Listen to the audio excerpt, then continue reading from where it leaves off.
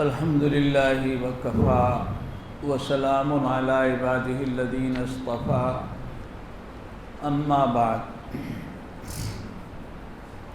قال النبی صلی اللہ علیہ وسلم احصو ہلال شعبان لرمضان۔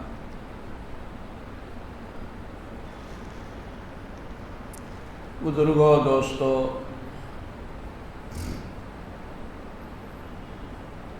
اس شہر سے ہمارا اس ادارے کی وجہ سے، جس ادارے سے میں نے بھی فیض اٹھایا اور اب ایک لمبے عرصے سے طالب علمی کے بجائے دوسری طرح فیض اٹھا رہا ہوں،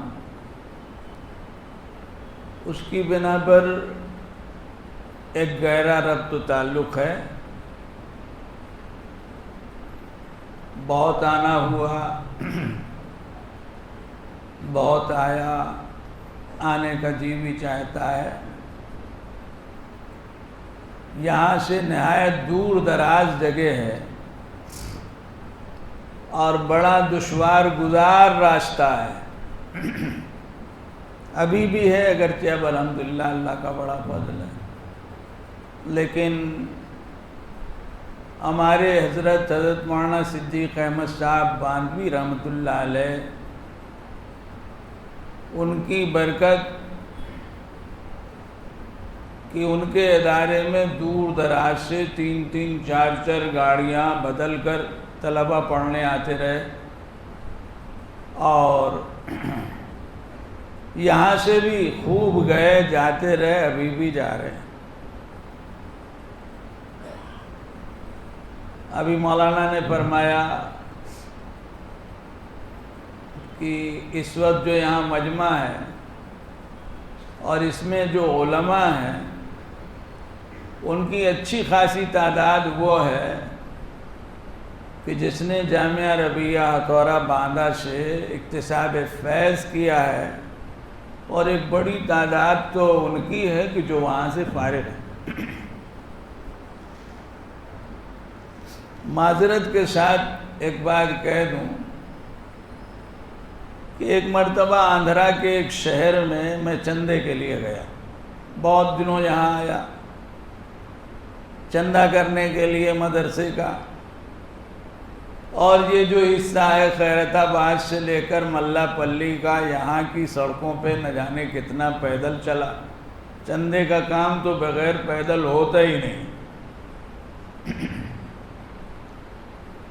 تو ایک شہر میں گیا تو وہاں ایک صاحب نے چندہ تو دیا، لیکن ایک جملہ کہا جس کا جواب دیے میں نہیں رہ سکا، اور جملہ کچھ اس قسم کا تھا کہ آپ لوگ یو پی وغیرہ سے چلے آتے ہیں، یہاں چندہ کرنے آتے ہیں، اور یہاں سے تو کوئی نہیں جاتا۔ تو میں نے ان سے کہا کہ ٹھیک ہے، پھر اپنے بچوں کو ہمارے یہاں پڑھنے مت بھیجا کیجیے، کون جاتا ہے؟ تو اس زمانے میں 10-12 لڑکے آندھرا کے ہوتے تھے، ان کا 10-12 لڑکے تو ہر سال رہتے ہیں، اور اب 100 تک کی تعداد ہوتی ہے الحمدللہ۔ ایسا تعلق ہمارے ادارے سے رہا، تو اس کی وجہ سے بہت آتا رہتا ہوں۔ اور پھر حضرت مولانا احمد عبداللہ طیب صاحب، اللہ ان کو صحت اور عافیت سے رکھے اور ان کے فیض کو قبول فرمائے، سامنے باتیں نہیں کہنی چاہیے، ابھی مولوی محمد صاحب نے بھی کہہ دیا ہے، اور شہر کے لوگ خوب مولانا کو جانتے ہیں، جو جانتے ہو لوگ کیا ضرورت پڑی کہنے کی۔ تو اس محبت میں آنا ہوتا ہے۔ تقریباً 4-5 مہینے سے میں ترتیب بنا رہا تھا، بن رہی تھی، اس بیچ میں مولانا کی صحت بھی بہت خراب ہوئی تو ایک بے چینی ہوئی، اور 1 مہینہ کے قریب گزرا، بات ہوئی، مولانا نے بڑی سختی سے محبت میں منع کر دیا بہت سے لوگ ہیں جو محبت میں منع کرتے ہیں، مت سفر کرو، مت نکلو۔ ایک مرتبہ مولانا نے فرمایا یہ بھی نہیں پہلے کہ صاحب 65 سال سے زیادہ تمہاری عمر ہے، کیوں ادھر ادھر جاتے آتے ہو؟ لیکن میں کیا کروں، میری عادت خراب ہے۔ یہ بھی ایک مرض ہے سفر کرنا، کہاں تک آدمی جام رہے۔ تو وہ بہرحال نظام بن گیا، کچھ شکل ہوئی، اور مولانا کو پہلے میں نے اسی لیے خبر نہیں دی کہ پھر نہ منع کرنے لگیں، تو یہ تھا کہ حیدرآباد پہنچ کے بتاؤں گا۔ میرے میزبان دوسرے تھے، لیکن خیر وہ کل دہلی سے روانہ ہونے سے پہلے خبر ہو گئی۔ مولانا کی محبت ہے، اللہ اس کو قبول فرمائے۔ دین کی خدمت اور نسبت ہی ہے جس کی برکت سے آنا ہوتا رہا اور آنا ہوتا ہے۔ پڑھنے پڑھانے کی لائن ہے، زندگی اسی میں گزری ہے، جو بچی ہے خواہش یہی ہے کہ اسی میں گزر جائے، پوری ہو جائے۔ اللہ تعالیٰ ان ظاہری خدمتوں کی برکت سے اخلاص جس چیز کو کہتے ہیں، جس کے بغیر کوئی بات بنتی نہیں ہے، ہم جیسوں کے لیے سوچنا تو مشکل ہے۔ وہ بڑی چیز ہے، بڑوں کے لیے ہے، لیکن بڑوں کی لائن کے کام میں آدمی لگا ہے تو امید یہ ہے اللہ کی ذات سے کہ محروم نہیں فرمائیں گے، جوتیوں میں کہیں جگہ دے دیں گے۔ اور یہ جو مدرسوں کی لائن کی خدمت ہوتی ہے، پڑھنے پڑھانے کی لائن کی خدمت جو ہے بزرگوں دوستوں، یہ تو عجیب و غریب ہے، بہت بڑا صدقہ جاریہ ہے، بہت بڑا نفع ہے۔ پتہ تو چلے گا جب آنکھ بند ہوگی، اس سے پہلے نہیں سمجھ سکتے، لیکن کھلی آنکھوں سے دیکھیں تو سمجھ میں آ جائے گا۔ دین جو لوگوں کے پاس ہے اس جیسے ملک میں، وہ یہی مدرسے اور دینی تعلیم کا جو کام جیسے جیسے ہو رہا ہے اسی کی برکت ہے۔ بس یہ سلسلہ خدا نہ خواستہ ختم ہو جائے گا تو نام کے مسلمان تو رہ سکتے ہیں۔ آپ اپنے ملک میں، اپنے شہر میں، ضلع اطراف میں جائیے، آپ کو ایسے لوگ ملیں گے کہ جو مسلمان شمار تو ہوتے ہیں، اسلام ان کے پاس نہیں ہے، اسلام ان کے پاس برائے نام کوئی چیز ہے جس کی بنا پر وہ خود کو یا لوگ مسلمان سمجھتے ہیں، آگے کچھ نہیں۔ اگر محنت ہے تو کچھ نہ کچھ دینی شعور ہوتا ہے، تو یہ بہرحال ان اداروں کی برکت ہے، اسی سے ہوتا ہے۔ بزرگوں دوستوں، اسے ہمیں محسوس کرنا چاہیے۔ ایک صاحب، ان کو دیکھا دیکھی، کچھ پیسہ تھا، کیا تھا، شوق ہوا کہ میں بھی ایک مدرسہ مکتب، بچے قرآن پڑھیں، قائم کروں۔ انہوں نے قائم کیا۔ تھوڑے دن کے بعد انتقال ہوا۔ انتقال کے بعد ان کو متعلقین میں سے کسی نے خواب میں دیکھا۔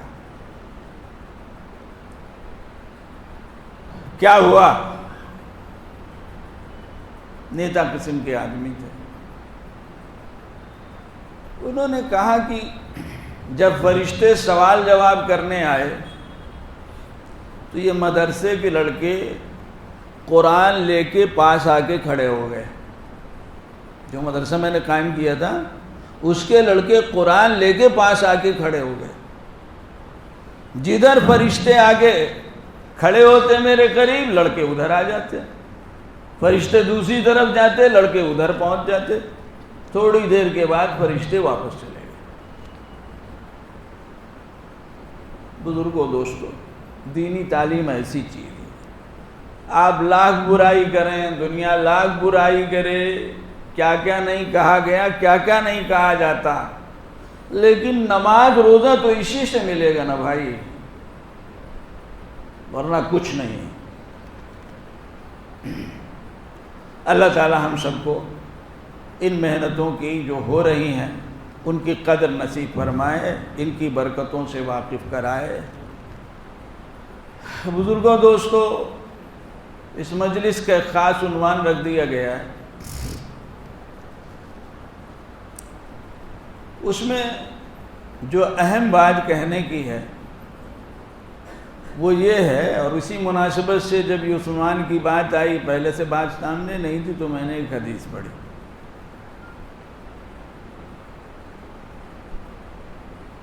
ہماری زندگی کا اپنا ایک نظام ہے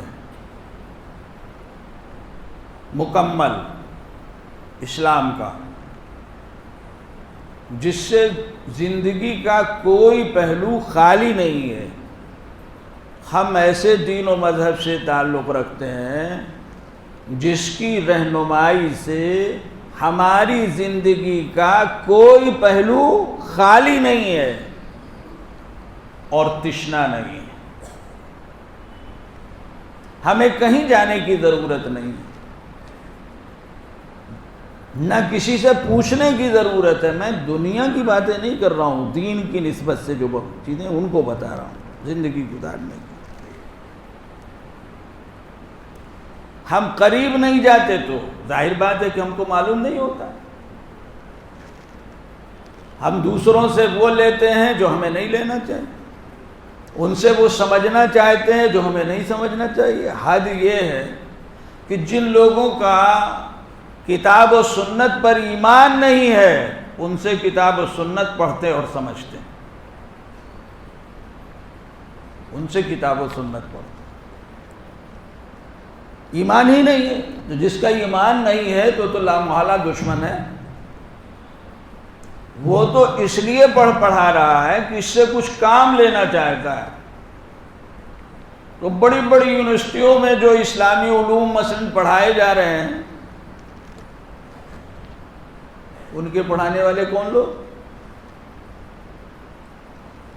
ہمارے یہاں کچھ مل جائیں ہم ہی میں سے، لیکن باہر کے ملکوں میں تو شاید و باہر ہیں.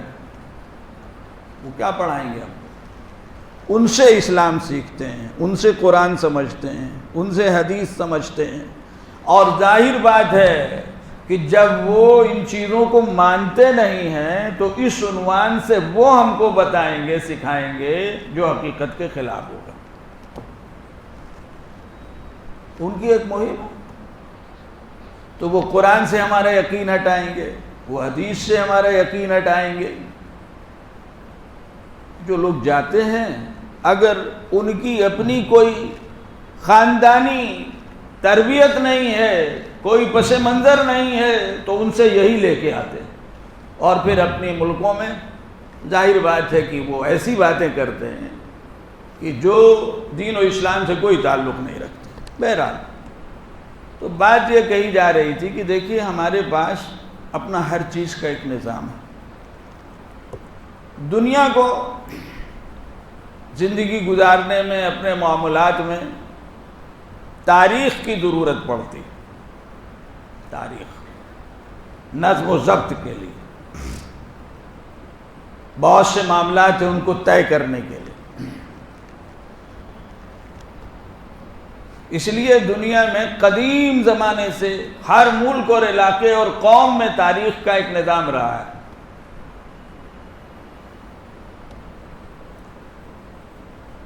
حتیٰ کہ عرب میں حضور اکرم صلی اللہ علیہ وسلم کی آمد اور بعثت سے پہلے ایک نظام تھا.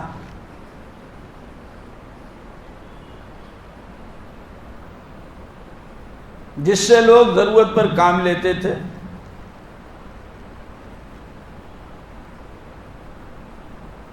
شریعت نے ہم کو ہمارا نظام دیا، ہمارے بزرگوں نے دیا، حضرات صحابہ کرام نے دیا کہ دیکھو تمہیں ضرورت پڑے تو کون سی تاریخ استعمال کرو.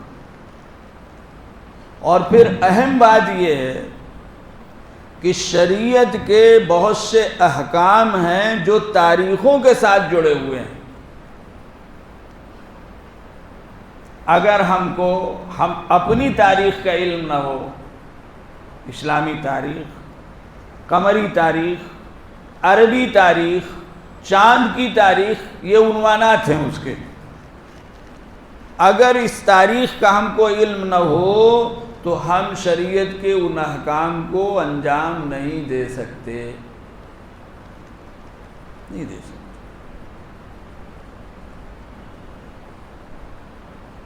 اسی لیے علماء نے کہا ہے کہ یہ جو ہماری تاریخ ہے، اس تاریخ کا علم امت کے حق میں فرض کفایہ ہے، یعنی امت کو فی الجملہ اسے جاننا چاہیے، ہر آدمی نہ جانے کوئی حرج نہیں، گنجائش۔ فرض کفایہ اسی کو کہتے ہیں۔ نماز جنازہ ہر ایک کو پڑھنا ضروری نہیں، لیکن کچھ لوگوں کے لیے پڑھنا ضروری ہے، فرض کفایہ ہے۔ ہر شہر میں، ہر علاقے میں، ہر بستی میں کچھ ایسے افراد ہونے چاہیے جن کو اسلامی تاریخ کا پورا باضابطہ علم ہو، کب سے شروع ہوتا ہے سال، کب ختم ہوتا ہے، کون سے مہینے ہیں، یہ ساری معلومات ہونی چاہیے، تاکہ مسلمان شریعت کے جو احکام ان تاریخوں کے ساتھ جڑے ہوئے ہیں ان کی بجا آوری کر سکیں۔ اور اس ضمن میں ایک عجیب بات یہ ہے کہ یہ جو اسلام کے 5 ارکان ہیں جو ہم خوب سنتے ہیں، اور ماشاءاللہ یہ اچھا شہر ہے، اچھے لوگ ہیں، تو یہاں تو سبھی لوگ واقف ہوں گے کہ اسلام کے 5 ارکان ہیں۔ شریعت کے احکام تو بہت سے ہیں،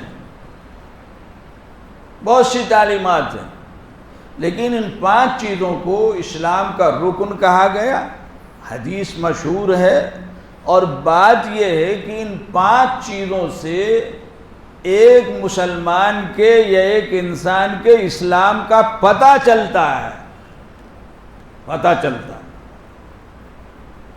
آدمی کے دل میں لاکھ اللہ کی معرفت ہو، رسول اللہ صلی اللہ علیہ وسلم کی تصدیق ہو، لیکن جب تک زبان سے اشہد ان لا الہ الا اللہ واشہد ان محمدً عبدہ ورسولہ نہیں کہے گا تو ایمان اور اسلام کا پتہ نہیں چلے گا، اور نہ اس کو مسلمان مانا جائے گا، نہ اس کے ساتھ مسلمانوں کے معاملات کیے جائیں گے۔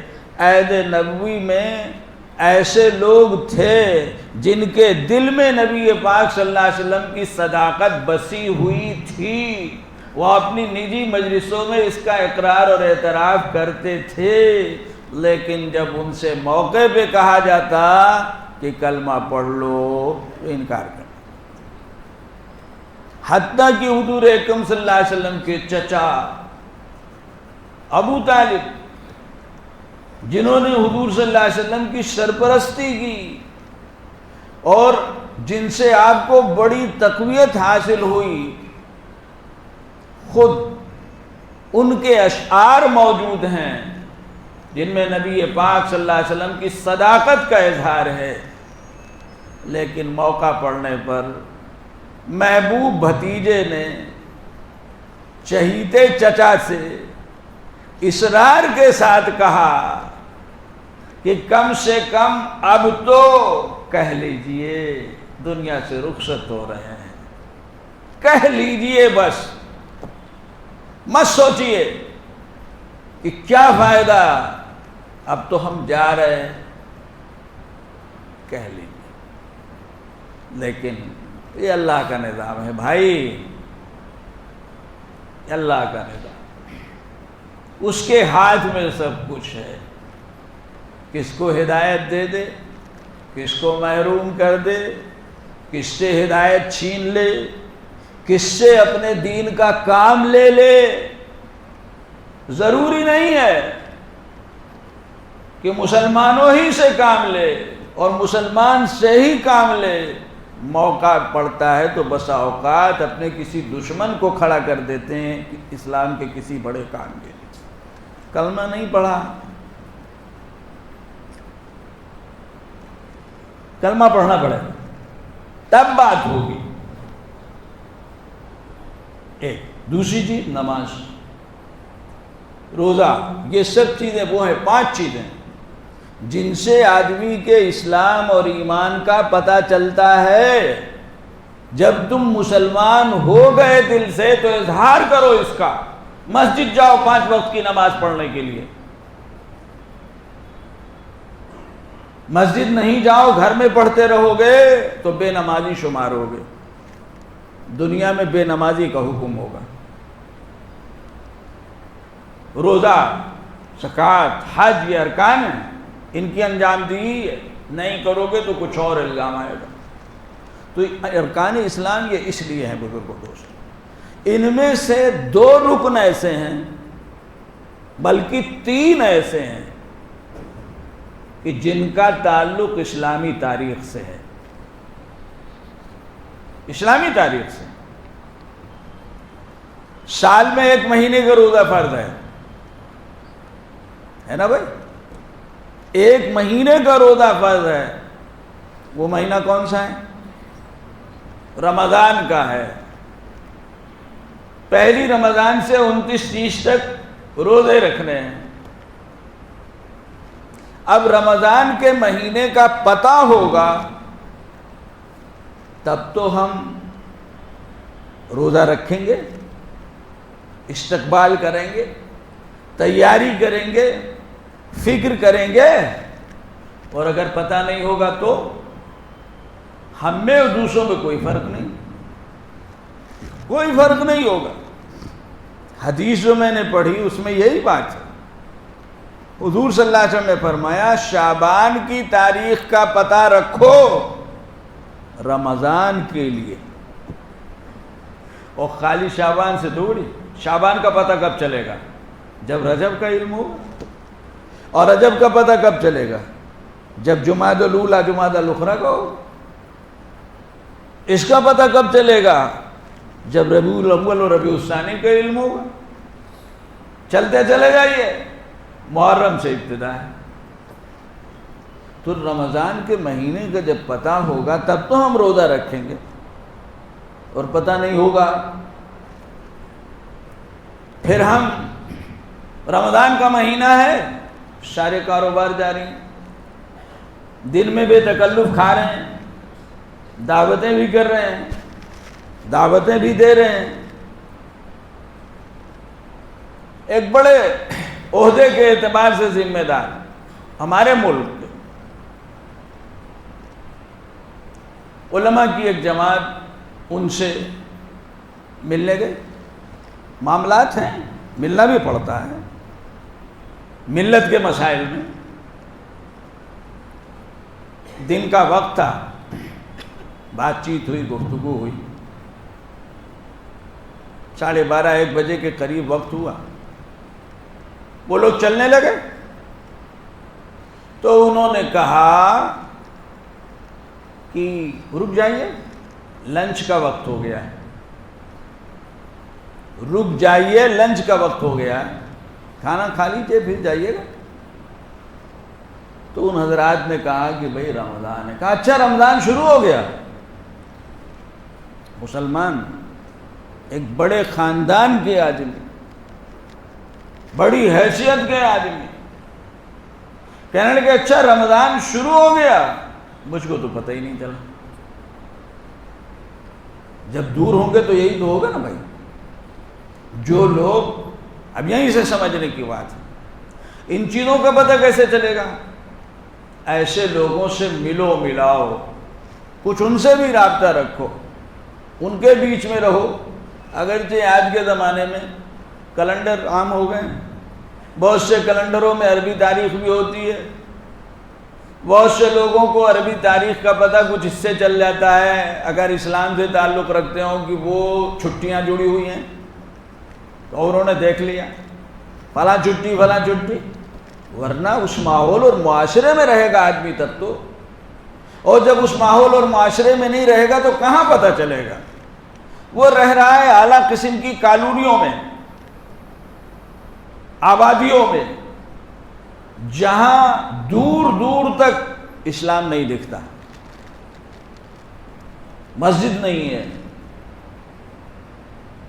حتیٰ کہ بسا اوقات اذان کی آواز نہیں آتی۔ آپ کو حیدرآباد میں بھی ایسی شاید بستیاں اور آبادیاں مل جائیں جہاں مسلمان بسے ہوئے ہیں، یہ صورتحال ہے، ورنہ تو مسلم بستی جب ہوتی ہے ذرا ایک ماحول ہوتا ہے، پڑھیں نہ پڑھیں 5 وقت اذان نہ رہی، گھر کے بچے سن رہے ہیں، جان رہے ہیں کوئی چیز ہے، مسجد کوئی چیز ہے، نماز کوئی چیز ہے، اذان کوئی چیز ہے، حتیٰ کہ محلے میں رہنے والے غیر مسلم تک جانتے ہیں کہ مسلمان 5 وقت نماز پڑھتے ہیں، ایک اس وقت نماز کا وقت ہو رہا ہے، اور غیر مسلم اس بستی کے مسلمانوں سے بات کرتے ہوئے عصر اور مغرب و ظہر کا تذکرہ کرتے ہیں، مغرب کے وقت ہم آئیں گے، کیونکہ بات ماحول معاشرے کی بات ہے نا بھائی، ہائی فائی ذہن جب بنا لیا، ایسی جگہ رہو جہاں دور دور مسلمان نہ ہوتے ہوں، اس لیے کہ مسلمان بہت گندے ہوتے ہیں، بہت گندے رہتے ہیں، بہت سے مسلمان بھائی اس لیے مسلم بستیوں میں نہیں رہتے،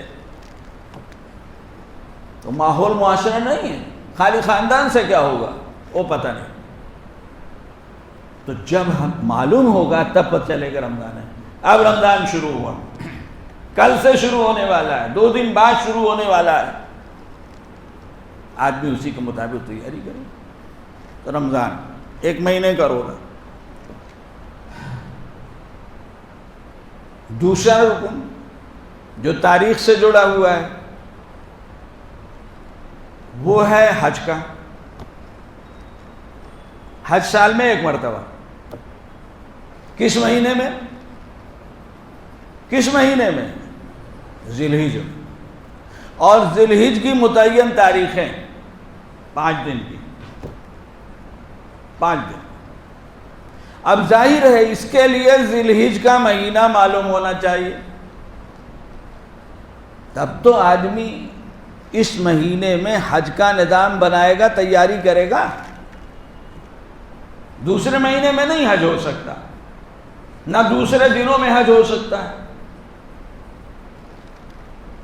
زکوٰۃ، تیسرا رکن، زکوٰۃ سال میں 1 مرتبہ دی جاتی ہے، اور سال پورا ہونے پہ دی جاتی ہے۔ یہ جو سال ہے زکوٰۃ کا، کون سا سال ہے؟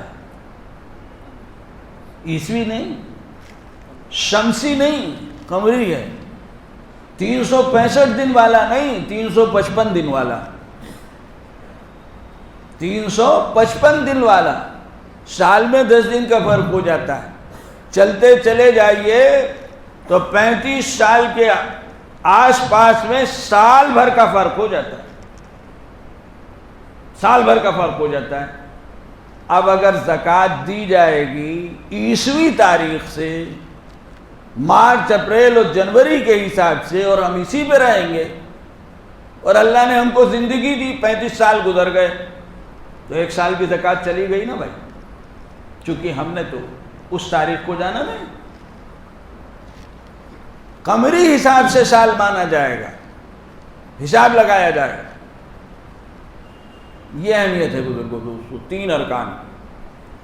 اس کے علاوہ عید الفطر کا مسئلہ ہے، 1 شوال جو رمضان سے متصل ہے، عید الضحیٰ کا، عید الاضحیٰ کا مسئلہ ہے، 10 ذی الحجہ۔ تو اب یہ تاریخی نظام جب ہمارے علم میں ہوگا تب تو ہم شریعت کے احکام کی بجا آوری کریں گے، اور نہیں ہوگا تو شریعت کے ان احکام کی بجا آوری کیسے کریں گے بھائی؟ رمضان کے روزے نہیں رکھیں گے، روزہ رکھنے کا شوق ہوا، مثلا ہم نے سنا کچھ، تو ہم عید کے دن روزہ رکھیں گے، جو حرام ہے، سخت گناہ ہے۔ بزرگوں دوستو، ہر چیز کی ایک حد ہے، ایک نظام ہے۔ نماز بہت اچھی چیز ہے، تو جب جی چاہے پڑھنا، کوئی پابندی نہیں ہے۔ 24 گھنٹے کے اوقات میں جب چاہیں نماز پڑھیں، زوال کے وقت نماز پڑھیں، سورج نکلتے وقت نماز پڑھیں، سورج ڈوبتے وقت نماز پڑھیں۔ بھائی کیا حرج ہے؟ نماز ہے، کیا حرج ہے روزہ رکھنے میں؟ عبادت ہی تو ہے۔ آخر رمضان میں 1 مہینے کا روزہ رکھتے ہیں تو یہ 1 دن اور صحیح، ایک دن اور صحیح، ذی الحج میں 10 11 12 13 روزہ رکھ لیا۔ ارے بھائی، جس ذات نے اپنی رضا اور خوشی کے لیے یہ عبادت ہم کو دی ہے، اسی نے ان دنوں میں روزہ رکھنے سے منع کیا۔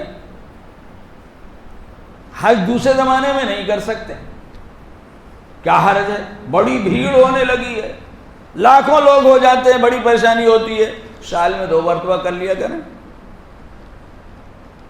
3 مرتبہ کر لیا کریں 4 مہینے پہ۔ اس طرح کی باتیں بھی ہمارے بعض بھائیوں کی طرف سے آتی ہیں، اللہ ہماری حفاظت فرمائے۔ بڑے بڑے مفکر ہیں نا بھائی، ان کو اس سے بحث نہیں ہے۔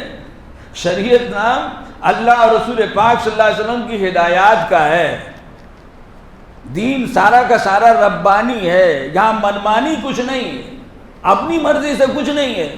ارے بھائی، جون کا مہینہ، مئی کا مہینہ، جولائی کا مہینہ روزہ، یہ تو بڑا سخت ہو جائے گا۔ ایسا کرو دسمبر کی طرف کھسکا لو، جنوری کی طرف کھسکا لو۔ ہمارے ایک بزرگ، بڑے بزرگ، ان سے ملک کے بہت بڑے عہدیدار نے ایک ملاقات میں کہا کہ حضرت، ان کے بڑھاپے پہ ترس کھا کے، حضرت رمضان آ رہا ہے، بڑا سخت موسم ہے، اب کی جنوری میں کر لیجئے گا۔ وہ بیچارے تو غیر مسلم تھے، اب کی جنوری میں کر لیجئے گا، تو کیا اس کے گنجائش ہے؟ یہاں جنوری جون سے کوئی بحث نہیں، بحث ہے ماہ رمضان سے۔ ماہ رمضان جون میں پڑے تو روزہ رکھنا، اور جنوری میں پڑے تو روزہ رکھنا، ہمارے اختیار میں کچھ نہیں ہے۔ سال میں حج 1 مرتبہ رکھا گیا ہے، جس نے حج فرض کیا اور جس نے ہم کو بتایا سکھایا، ان کو پتا تھا کیسی بھیڑ ہوگی، کیا حالات ہوں گے، کتنی پریشانیاں ہوں گی، لیکن انہوں نے یہ نہیں کہا کہ جب تک بھیڑ کم ہو تب تک ذی الحج میں کرنا، 1 مرتبہ کرنا، جب زیادہ ہونے لگے تو سال میں 2 مرتبہ کر لینا، 6 مہینے پہ نظام بنانے۔ تو یہ تاریخ ہمارے علم میں نہیں ہوگی بزرگوں دوستوں، تو ہم شریعت کے احکام کی، اتنے بڑے بڑے احکام کی بجا آوری کیسے کریں گے؟ اس لیے اس کا علم فرض کفایہ ہے، فرض کفایہ ہے، ہونا تو یہ چاہیے کہ ہر مسلمان واقف ہو، اور آج اس کے ذرائع بہت ہو گئے، کیلنڈر ہے، اور ہم لوگوں کے پاس جو چیزیں ہیں خود ان کے واسطے سے بھی علم ہو جا رہا ہے، ورنہ ہر ماحول اور معاشرے میں، اور اس کا علم رکھنے والے ہونے چاہیے، اور اس مسجد ہے، ایسی جگہیں ہیں، وہاں باضابطہ تاریخیں نمایاں کرنی چاہیے، تاکہ ہر ایک کو علم ہو سکے، بھائی کون سا مہینہ چل رہا ہے، کون سا مہینہ چل رہا ہے، کون سا مہینہ چل رہا ہے۔ فرض کے علاوہ کچھ روزے بعد دوسرے مہینوں سے جوڑے گئے ہیں، ہمیں معلوم، مثال کے طور پر محرم ہے، تو اب محرم میں عاشورہ کا روزہ ہے، یہ روزہ ایسا نہیں ہے کہ حضرت حسین رضی اللہ تعالیٰ عنہ جب شہید ہوئے تو شروع ہوا، جیسے ابھی آپ نے کچھ باتیں سنی مولانا، ایسا نہیں ہوا کہ لوگوں نے سوچا کہ ارے وہ بھوکے پیاسے یہاں سے رخصت ہو گئے تو اب ہم ان کی یاد میں 10 محرم کو روزہ رکھا کریں، ایسا نہیں، یہ روزہ تو پہلے سے تھا، پہلے اسلام کے پہلے سے روزہ، اسلام کے پہلے سے یہ روزہ یہودی رکھا کرتے تھے، یہودی ہی نہیں، مکہ مکرمہ کے کفار یعنی قریش کے لوگ بھی 10 محرم کا روزہ رکھا کرتے تھے، صحیح حدیثوں موجود ہے بخاری وغیرہ میں سب دیکھیں۔ ہجرت کے پہلے سال تک، بلکہ دوسرے سال، پہلے سال تو حضور صلی اللہ علیہ وسلم مدینہ منورہ آئے ہیں تو محرم گزر چکا ہے، چونکہ ربیع الاول میں آپ مدینے پہنچے، اگلا سال جو ہجرت کا دوسرا سال ہے اس کے محرم میں آپ نے روزہ رکھا، اور مدینہ منورہ کے مسلمانوں کو حکم فرمایا روزہ رکھنے کا، اس لیے کہ وہاں جو پہلے سے غیر یہودی تھے اور حضرات انصار وہی تھے، وہ نہیں یہ روزہ رکھتے تھے، وہ نہیں رکھتے تھے۔ مکے کے کفار تو رکھتے تھے، مدینہ منورہ کے انصار جو ظاہر ہے کہ کفر سے تعلق رکھتے تھے وہ یہ روزہ نہیں رکھتے تھے۔ حضور صلی اللہ علیہ وسلم ان کو حکم فرمائے تو یہ روزہ تو چلا آ رہا ہے، پرانے زمانے سے چلا آ رہا ہے۔ حضرت موسیٰ علیہ السلام نے رکھا، یہودی رکھتے تھے، اس کے اسباب بھی بتائے گے اور لوگوں سے۔ تو اب 10 محرم کا پتہ ہو تو ہم یہ روزہ رکھیں گے۔ اس روزے کی فضیلت کیا ہے؟ اس روزے کی فضیلت ہے، نبی اکرم صلی اللہ علیہ وسلم نے فرمایا 1 سال کے گناہ معاف ہوتے ہیں، 1 سال کے گناہ معاف ہوتے ہیں۔ اب کتنی بڑی فضیلت ہے۔ ہمیں محرم کا علم ہوگا، بھائی چاند ہو گیا۔ اگر ابھی مولانا صاحب نے بہت کچھ سن لیا، بھائی جو لوگ کچھ اور ذہن رکھتے ہیں تو وہ اس لیے چاند کی تلاش کرتے ہیں تاریخ کی، چاند دیکھنے کی بھی ان کو ضرورت نہیں اپنے حساب سے کہ بھائی فلاں فلاں تقریبات کرنی ہے ہم کو، مثلا تو روزہ رکھنا کیسے پتہ چلے؟ اس روزے کی بڑی فضیلت ہے، اور بھی روزہ رکھا جا سکتا ہے، وہ جگہوں پر ہے، لیکن تاریخ متعین روزے کی جو فضیلت ہے، مثلا محرم ہے، شعبان میں 15ویں شعبان کے روزے کی فضیلت ہے۔ اب شعبان کے مہینے کا پتہ ہو تب ہم وہ فضیلت حاصل کر سکیں۔ ذی الحج میں 10 کو تو عید ہے، 9 جس کو یوم عرفہ کہا جاتا ہے، کیونکہ حاجی اس دن عرفات میں ہوتے ہیں، 9 کو روزہ رکھنے کی فضیلت ہے، اور 2 سال کے گناہوں کی معافی ہے، 2 سال کے گناہوں کی معافی ہے۔ اس سے پہلے کے جو دن ہیں ذی الحج کے، ان کا بھی روزہ رکھا جا سکتا ہے اور اس کی بھی فضیلت آئی ہے، چونکہ حدیثوں میں آیا ہے کہ ذی الحج کا جو عشرہ ہے، اس عشرے میں اللہ کو ہر نیکی دوسرے عشرے کے مقابلے میں کہیں زیادہ پسند ہے، یہ حضور صلی اللہ علیہ وسلم نے فرمایا۔ حتیٰ کہ علماء نے لکھا ہے کہ راتیں، عام طور سے لوگ اس کے قائل ہیں، سال کی تمام راتوں میں رمضان کے آخری عشرے کی راتیں سب سے افضل ہیں، اور سال کے تمام دنوں میں ذی الحج کا پہلا عشرہ دن کے اعتبار سے افضل ہے۔ تو حضور صلی اللہ علیہ وسلم فرمایا ہے ہر نیکی، حتیٰ کہ حدیث میں آیا کہ کسی نے سوال کیا، اے اللہ کے رسول، کیا جہاد جو بہت بڑی عبادت ہے، جس میں آدمی جان مال سب لگاتا ہے، اس سے بھی زیادہ؟ فرمایا اس سے بھی زیادہ، اس سے بھی زیادہ، اللہ کہ کوئی آدمی ان دنوں میں حج کو جائے اور اللہ جہاد کو اور سب کچھ قربان کر کے چلا ہے۔ تو اب سوچئے کہ اگر ہم کو اپنی تاریخ کا علم نہیں ہوگا تو شریعت کے یہ احکام، خاص طور سے یہ ارکان، رمضان کے روزے کا نظام، حج کا نظام اور زکوٰۃ کا حساب، اور عورت جو عدت وفات گزارتی ہے وہ بھی اسی سے جڑا ہوا ہے۔ اصل اس میں بھی عربی تاریخ ہے، 4 مہینے 10 دن کی جو عدت ہے وفات والی، تو اب ظاہر بات ہے کہ وہ بھی تو اسی سے جڑا ہے۔ طلاق کی جو عدت ہے 3 مہینے کی، تو اصلاً تو دوسرے نظام سے جڑی ہوئی ہے، لیکن وہ بھی اسی سے جڑا ہوا ہے۔ چاند کی تاریخ گنی جائے گی، شمار کی جائے گی، اسی سے عدت پوری ہوگی۔ تو اس طرح کی جو چیزیں ہیں بزرگوں، دوستو، یہ ہمارے لیے بہت اہم ہے۔ اس لیے اس موقع پر اس قسم کی ایک تذکیر سال کے شروع میں لانا اور آنا، یہ ایک ضرورت کی چیز ہے، تاکہ اسی زمانے سے ماہ بماہ ہم کو علم ہوتا رہے اور ہم گویا شریعت کے احکام کی بجاوری کے لیے تیار رہیں۔ آخر حضور صلی اللہ علیہ وسلم نے جو یہ فرمایا کہ بھائی شعبان کی تاریخ معلوم کر کے رکھو تاکہ رمضان کے لیے ذہن تیار ہو جائے۔ اب رمضان کے لیے ذہن تیار کرنے کا کیا مطلب ہوا؟ بھائی آدمی اپنے کو مستعد کر سکے، اپنا ایک نظام بنا سکے، دوسری چیزیں ہو سکیں۔ تو ایک بات تو یہ تھی بزرگوں دوست، مہینوں کی ترتیب ظاہر معلوم و معروف ہے.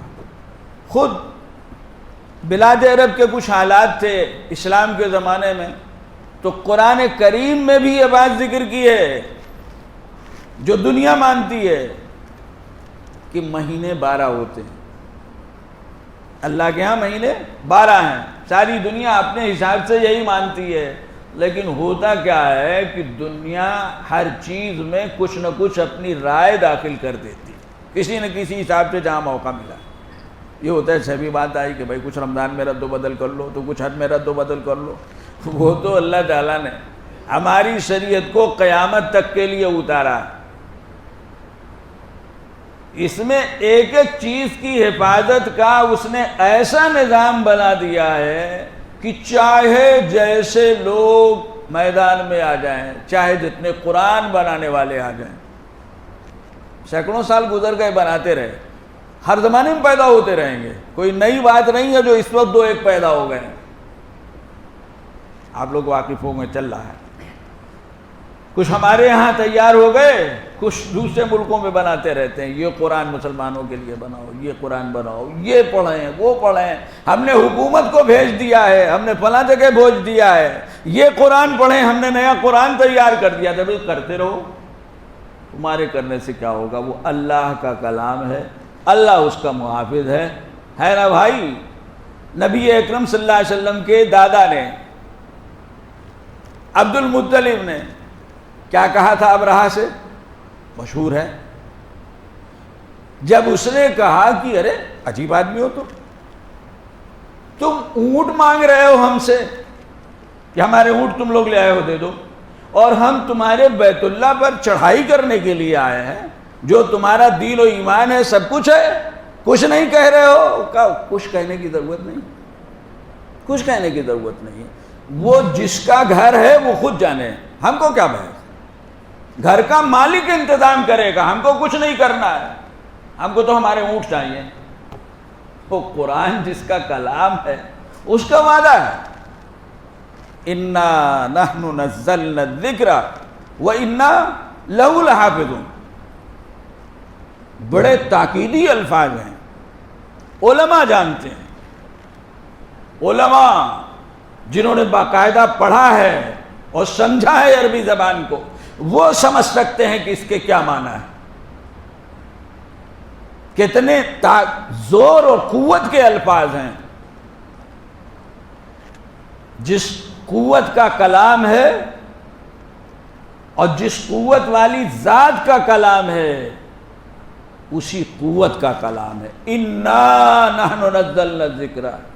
ساری دنیا ناک رگڑ دے، جتنی شکلیں جی چاہے بنا دے، جتنی شکلیں جی چاہے بنا دے، سوال نہیں پیدا ہوتا. یاد رکھیے، یاد رکھیے، ہم مسلمان ہیں. حدیث میں آ چکا ہے دنیا میں کیا ہوگا. ساری دنیا مل جائے، دنیا سے اسلام اور مسلمانوں کو ختم کر دے، اس کا سوال نہیں پیدا ہوتا، اس کا سوال نہیں پیدا ہوتا.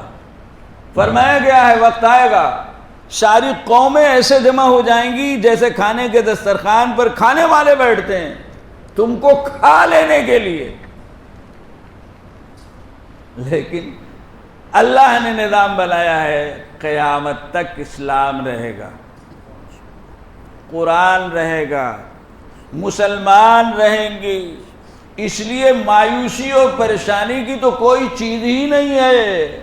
جس کا دین و مذہب ہے، جس کی کتاب ہے، وہ حفاظت کرے گا. ہاں یہ ہو سکتا ہے ایک جگہ نہ رہیں وہ لوگ جن کو اللہ نے محافظ بنایا ہے، دوسری جگہ تیسری جگہ ساری دنیا سے ختم ہو جائیں، نہیں ہو سکتا. بڑی واضح مثالیں ہیں، دنیا کے کئی ملکوں کی ہیں، خود ہمارے یہاں کے بعض حصوں کی ہے. مسلمان ختم ہو گئے، پھر ابھرنے لگے، پھر ان علاقوں میں اسلام ابھرنے لگا، مسلمان پہنچ گئے، نکل آئے، دبے دبائے، مسجدیں آباد ہونے لگیں. ہمارے ملک میں بعض ایسے خطے ہیں اور ملک کے باہر جو ملک ہیں بعض جہاں ایسا ہوا اور جس کو بنیاد بنا کر لوگ اسکیمیں بنا رہے ہیں اس ملک کی نسبت، ان ملکوں میں بھی رخ بدل گیا۔ وقت ہوتا ہے، اللہ کا نظام ہے، اللہ دکھاتے ہیں، رخ بدل گیا۔ آج وہاں اسکولوں میں سرکاری طور پر اسلامی تعلیمات کا نظام بنا ہوا ہے، سرکاری آرڈر، اتنی تعداد میں مسلمان پہنچ چکے ہیں۔ اور کچھ دنوں پہلے ہندوستان کے ایک صاحب جو وہاں رہتے ہیں اسپین میں، ملاقات ہوئی، بات ہوئی، کہنے لگے کہ یہ لاک ڈاؤن کے ماحول میں باقاعدہ وہاں تقاضا ہوا، آرڈر ہوا، مسلمان اپنی مسجدوں میں اذان کہیں، مسلمان اپنی مسجدوں میں اذان کہیں۔ جیسے بعض مغربی ممالک میں عام لوگوں نے کہا کہ بھائی آپ لوگ اذان کہیے، اذان کہتے ہیں تو ہمیں بڑا سکون ملتا ہے۔ حکومت نے آرڈر کیا مسلمان اذان دے، شاید ان کی اذان کی برکت سے بیماری دور ہو جائے۔ تو بزرگوں، دوستو، تم جتنا جی چاہے کر لو، اللہ کے بنائے ہوئے نظام کو کوئی نہیں بدل سکتا، ان کا بنایا ہوا نظام ہے۔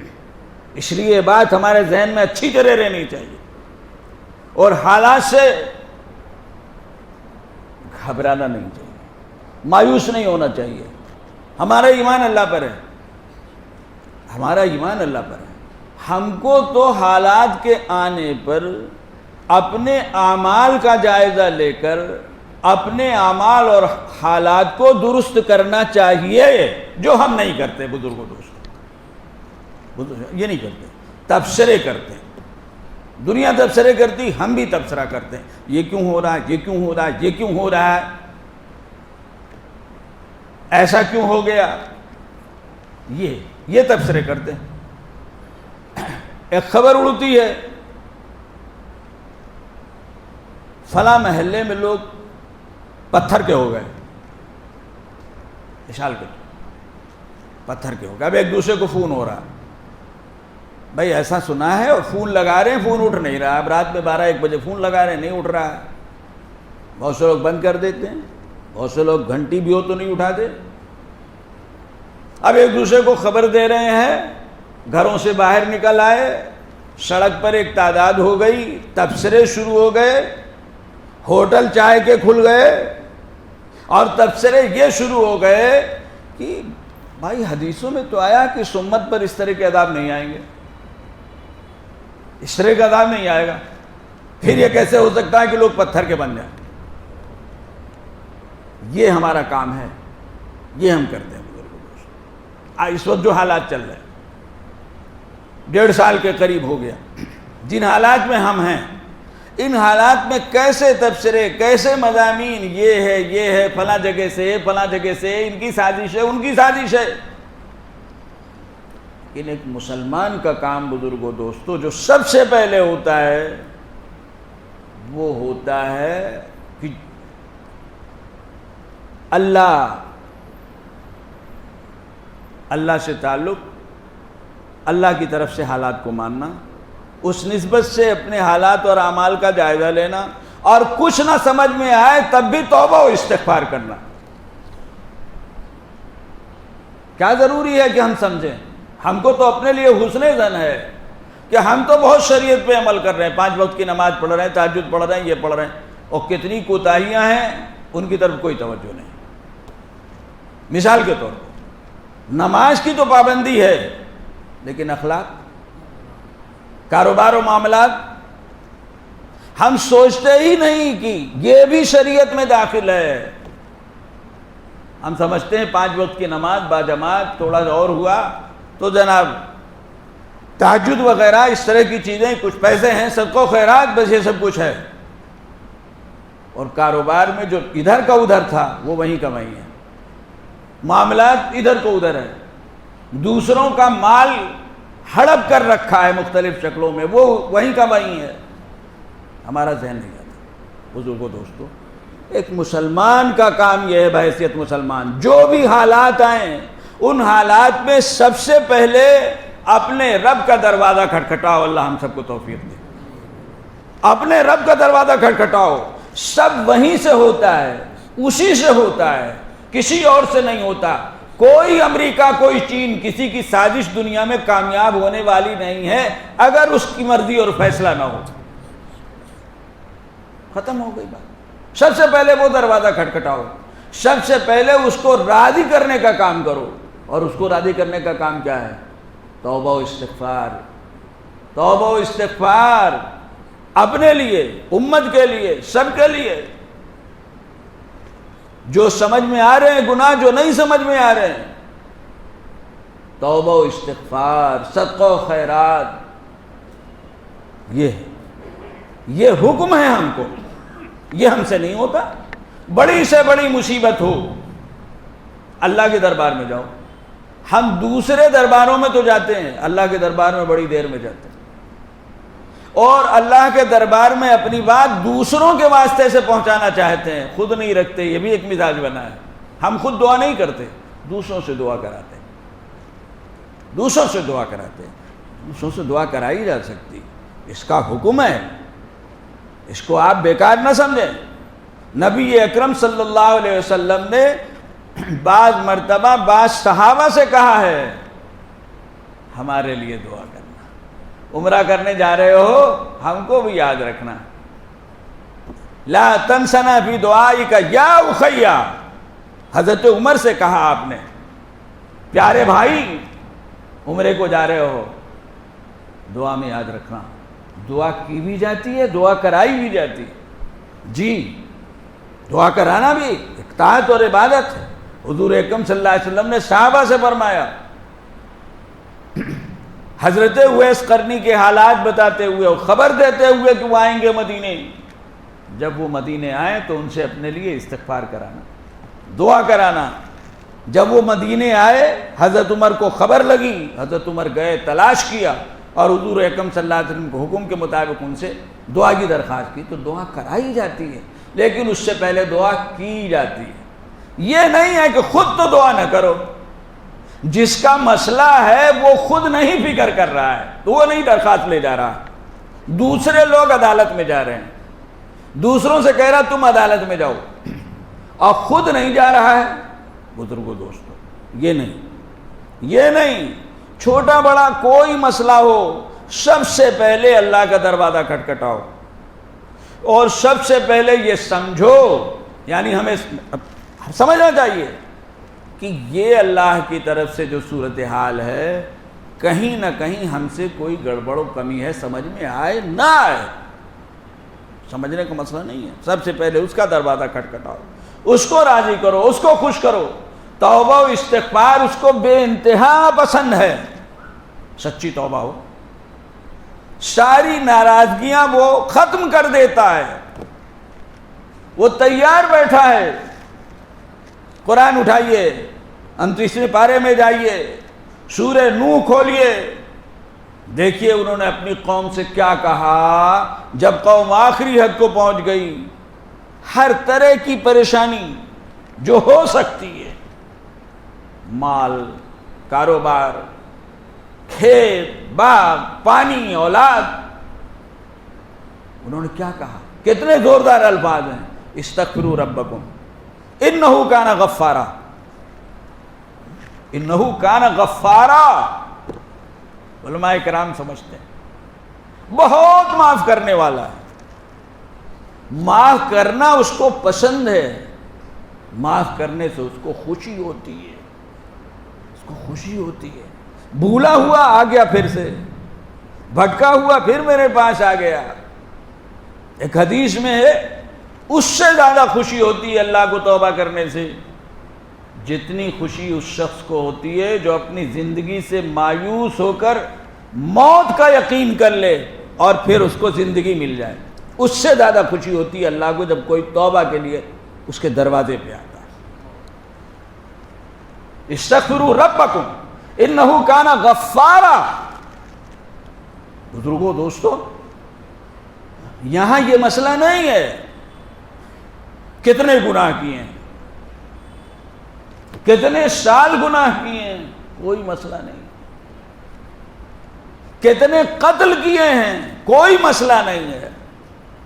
تم سچے دل سے توبہ کرنے کے لیے آؤ, دروازہ بند نہیں ہے. دنیا کا فلسفہ ہے 100 چوہے کھا کے بلی حج کو چلی گی. آپ کیا پتہ نہیں ایسی بلیاں ہوتی ہیں, یا یہ محاورہ ہے, ہمارے ہاں تو ہے بھائی, اور بہت سے محاورے سے ملتے جلتے ہیں. لوگ کہتے ہیں ارے اب تک تو ایسے تھے, یا آخری عمر میں کیا خاک مسلمان ہو گئے. یہ دنیا کے فلسفے ہیں بزرگوں دوستو, یہ دین کا فلسفہ نہیں. اللہ کے دربار کا یہ نظام نہیں ہے. جتنی بڑی زندگی جس چیز میں بھی گزار دی ہے, جب دل کی آنکھ کھل جائے دروازے پہ حاضر ہو جاؤ.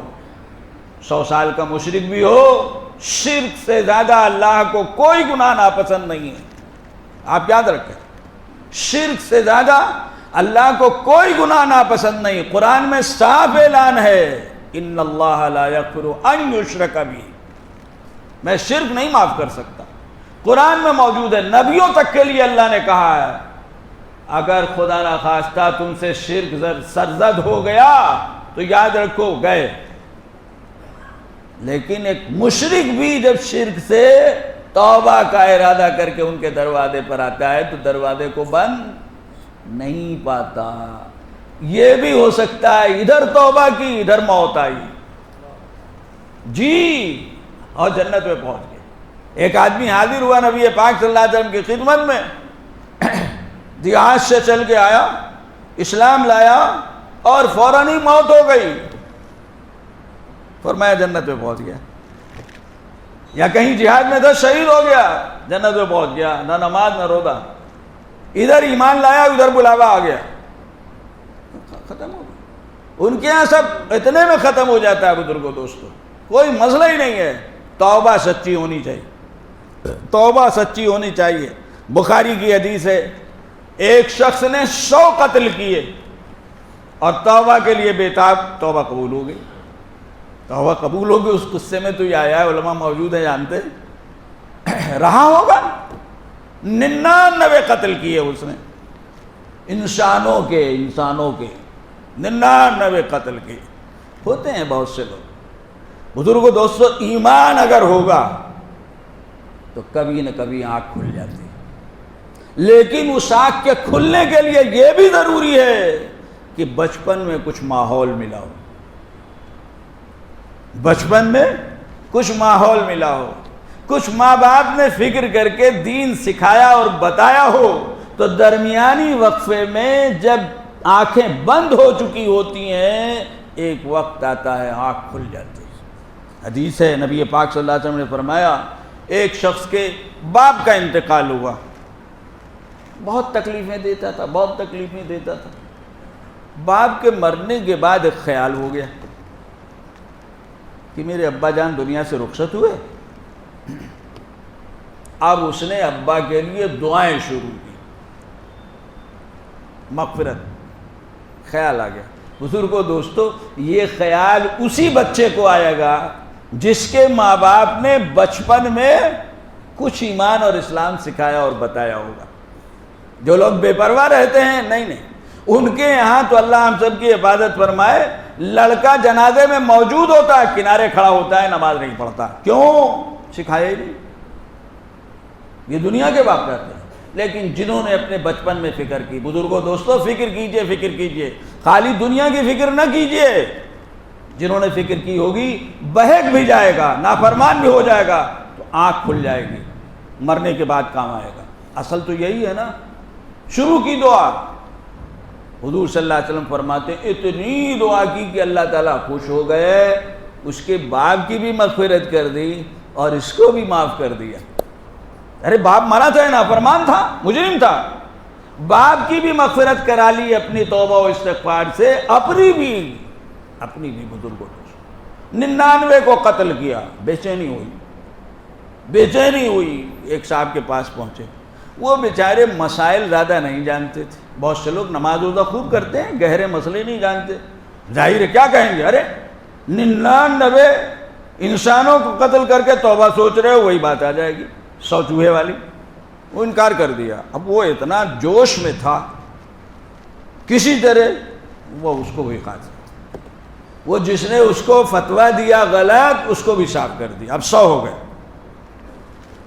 اب اگلی منزل پہ پہنچا. بے چینی ختم نہیں ہوئی، ایک تڑپ ہے، تڑپ بزرگوں دوستو. یہ ایمان کس سے پیدا ہوتی ہے؟ وہ عالم تھے، وہ مسائل کی گہرائی جانتے، تو انہوں نے کہا بالکل ٹھیک ہے، توبہ ہے، توبہ ہے، سب معاف ہو جائے گا. ہاں ایک بات ہے، تم اپنا وطن چھوڑ دو. انہوں نے سمجھا اتنا بڑا مجرم، یقیناً اس کے وطن کے لوگوں کے حالات اچھے نہیں ہیں. بزرگوں دوستو، مجرم بنانے میں معاشرے کا بہت دخل ہوتا ہے. ہمارا بچہ چھوٹی سی چوری کرتا ہے، ہم ہنس کے چھوڑ دیتے ہیں، یہی بڑا چور بنتا ہے. ہمارے محلے میں ایک آدمی کوئی نامناسب حرکت کرتا ہے، لوگ چاہتے ہیں سزا ہو، 4 آدمی کھڑے ہو جاتے ہیں. کل کو یہ ایسا کرنے والا ان 4 کی گردن مارتا ہے. معاشرہ مجرم بناتا ہے، معاشرے نے مجرم بنایا. اس لیے انہوں نے کہا ایسا کرو، ہجرت کرو. اب نبی پاک صلی اللہ علیہ وسلم کا فرمان ہے، پچھلی امت کا قصہ ہے، وہ وہاں سے چلا یہ نیت لے کے کہ میں اب اپنے گاؤں نہیں جاؤں گا. تھوڑی دور چلا تھا، انتقال ہو گیا. اب ہمارے آقا نے فرمایا صلی اللہ علیہ وسلم، ہمارا تو ایمان ہے بھائی. کہا وہ دونوں طرف کے فرشتے آ گئے، روح ہم لے جائیں گے، ہمارا آدمی تھا، ابھی تک تو ہمارا آدمی تھا، تم کیسے آ گئے؟ ان کا نہیں توبہ کر لی تھی. فرمایا نبی پاک صلی اللہ علیہ وسلم نے، اللہ تعالیٰ نے ایک فرشتہ بھیجا، جاؤ فیصلہ کرو. فیصلہ کیا ہوا؟ اس کے گھر کا فاصلہ ناپو، جدھر جا رہا تھا اس کا فاصلہ ناپو، جس سے زیادہ قریب ہو اس کے حوالے کر دو. اور بعض روایتوں میں یہاں تک آیا ہے کہ فاصلہ تو کچھ ایسا ہی تھا، اللہ کا حکم آیا جہاں جا رہا تھا اس کے لیے قریب ہو جانے کا، سمٹنے کا اس زمین کے حصے کی، دوسرے کے دور ہونے کا ناپا گیا، تو جہاں جا رہا تھا اس کے قریب نکلا. اتنا، آدھے سے ذرا سا، چند انچ. بات کہاں ہے؟ 100 انسانوں کا قاتل. اللہ کو ایک انسان کا قتل انتہائی ناپسند ہے. حدیثوں میں یہاں تک آتا ہے کہ ایک مومن کو اگر کوئی آدمی ساری دنیا مل کر قتل کرے، قتل حرام، تو سب کو اللہ جہنم میں ڈال دے گا.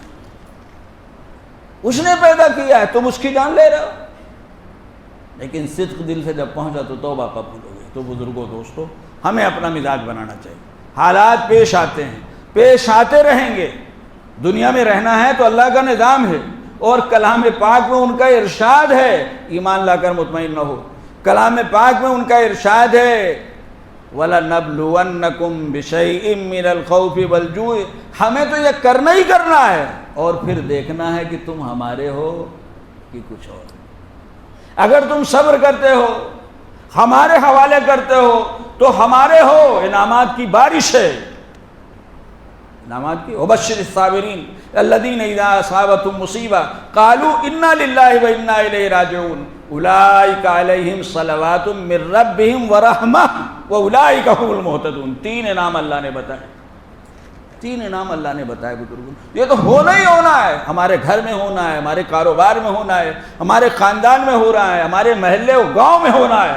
آپ یہ کیوں سوچتے ہیں کہ ہم مسلمان ہیں، کیوں نماز پڑھ رہے ہیں، کیوں روزہ رکھ رہے ہیں، کیوں مسجد بنا رہے ہیں، کر رہے ہیں؟ کچھ نہیں ہوگا. ان کے یہاں یہ نظام نہیں ہے. یہ تو ہونا ہی ہونا ہے. ہم کو کیا کرنا ہے اس کی فکر کیجئے. ہم کو توبہ و استغفار کرنا ہے. اللہ کو راضی کرنے کی کوشش پوری کی پوری. توبہ و استغفار، صدقہ و خیرات، جو اللہ توفیق دے، جتنا دے.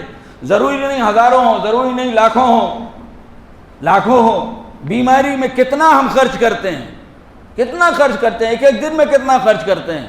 صدقے کا اوسط کیا ہوتا ہے؟ ہوا بھی تو بہت کم ہوا. ایک رواج چل پڑا ہے جانوروں کے صدقے کا، ذبح کر کے کھلانے پلانے کا. یہ سب کچھ نہیں ہے شریعت کے نظام میں. غریبوں کے ہاتھ میں دو، ایک اچھی مناسب رقم، جیسی بیماری ہو اس کے مطابق دو، اور اللہ پہ یقین رکھو، بڑی سے بڑی بیماری وہ دور کر سکتا ہے. جیسی بیماری ہو، روزانہ 10,000 خرچ ہو رہے ہیں اسپتال میں. ایک دن کا خرچ دے دو کسی غریب کو، 10,000 12,000 15,000. ہمارے بعد بزرگ تو بہت مشورہ دیتے تھے. حضرت شیخ رحمۃ اللہ علیہ اتنا اس کو کرنے والا نہیں دیکھا اور بتانے والا نہیں دیکھا. 50,000 صدقہ کرو. حضرت 5,000 مولوی آدمی کہا نہیں 50,000 صدقہ کرو. کسی طرح کیا، بہت بڑی بیماری دور ہو گئی. جیسی بیماری جیسا خرچ اسپتال کا، اس تناسب سے صدقہ کرو. پھر دیکھو اللہ کا کرم. بزرگوں دوستو، ہمیں اس کا مزاج بنانا چاہیے. اللہ تبارک تعالی ہم سب کے ساتھ لطف عنایت و فضل و کرم کا معاملہ فرمائے، اور ایمان کی دولت دی ہے اس کی قدر کی توفیق عطا فرمائے، حق ادا کرنے کی توفیق عطا فرمائے. بزرگوں دوستو، ہم کو مفت میں ملا ہے، اس کا کرم اور احسان ہے. اس نے اپنی پہچان دی ہے، اپنی نماز دی ہے، اپنا روزہ دیا ہے. کتنے لوگ پھر رہے ہیں ادھر ادھر. اس نعمت کی قدر کیجئے، اس کا حق ادا کیجئے. دنیا میں رہنا ہے، دنیا کو برتنا ہے، دنیا کا کاروبار کرنا ہے، بیوی بچے سب کچھ کرنا ہے، سب شریعت کا حکم ہے، شریعت کے تحت ہے بزرگوں دوستو. لیکن اللہ کو نہیں بھولنا ہے. یاد رکھیے، دنیا میں ڈوب نہیں جانا ہے، ڈوب نہیں جانا ہے. دنیا میں لگنا ہے جو ہماری ضرورت ہے، لیکن اللہ کو نہیں بھولنا ہے، دین کو نہیں بھولنا ہے، شریعت کو نہیں بھولنا ہے، حرام حلال کا خیال رکھنا ہے. بزرگوں دوستو، یہ ساری چیزیں ہماری زندگی میں نہیں ہیں، سب آفتیں اس لیے آ رہی. اللہ تبارک تعالی ہم سب کو ان سب باتوں کے سمجھنے کی توفیق عطا فرمائے. جو باتیں کہی گئی ہیں، کہنے والے سننے والے سب کے حق میں نفع بخش بنائے. اللہ تعالیٰ پوری امت مسلمہ کی، اور خاص طور سے اس ملک کی امت مسلمہ، اس خطے کی سب کی تمام شرور و فتن سے حفاظت فرمائے. دعاؤں کا اہتمام ان بلاؤں کے لیے اپنے اپنے طور پر، شخصی طور پر بھی کرنا چاہیے. بزرگوں دوستو، دعاؤں سے ہمارا رشتہ کمزور ہے، اور اجتماعی طور پر بھی حد پہ موقع کرنا چاہیے. وآخر دعوانا الحمدللہ رب العالمین. اللہم انت السلام منک السلام یا ذا الجلال والاکرام. اللہم صلی علی سیدنا مولانا محمد وعلی آل سیدنا مولانا محمد وبارک وسلم. اے اللہ، ہم سب کے گناہوں کو معاف فرما، ہماری خطاؤں کو معاف فرما، ہم سب کو اپنی طاعت و مرضیات پہ مشغول فرما.